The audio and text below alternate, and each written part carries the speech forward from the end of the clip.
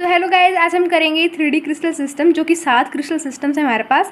C T ओम heard ऐसे याद करने का तरीका है। इनके नाम जुड़ रहे हैं, ठीक है। ये रोम्बोहेड्रल है आर से, पर लेकिन हम इसको ट्राइगोनल बोलते हैं। और लास्ट वाला ट्राइक्लिनिक होगा, ये टेट्रागोनल होगा। बाकी तो नाम से पता चल जा रहा है। एक्सिस लेंथ की बात करूँ मैं इसकी, तो देखो पहला पूरा बराबर होगा, फिर एक कट जाएगा, फिर दो कट जाएंगे, फिर ये वाला इसकी तरह होगा, ये वाला इसकी तरह होगा, और पहले वाला इसकी तरह होगा, और लास्ट वाला किसी की तरह नहीं, तो सभी कैंसिल हो जाएंगे।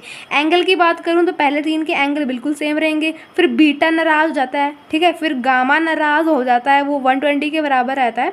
और बाकी ये दोनों बराबर, दो इक्वल के साइन, यहाँ भी इक्वल के साइन, लेकिन एंगल के नॉट इक्वल है।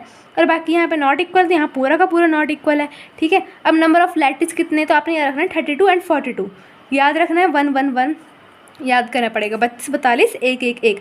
अब ब्रेविस लैटिस कौन कौन से आते हैं वो याद करने की बात बताओ। देखो नॉर्मली हमें पता है कि हमारे पास 3 होते हैं, ठीक है। SC BCC एंड FCC, ये 3 ये 3 सिस्टम होते हैं हमारे पास, ठीक है।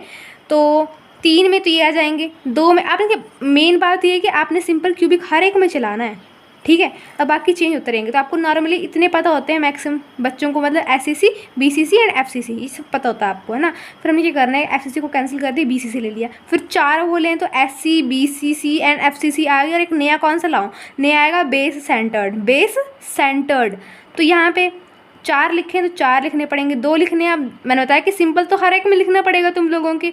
अब दूसरा कौन सा लिखूँ मैं, दूसरा जो नई चीज़ आई वो हमने यहाँ पर उतार दी। और बाकी एक एक एक, यानी सिंपल सिंपल एंड सिंपल।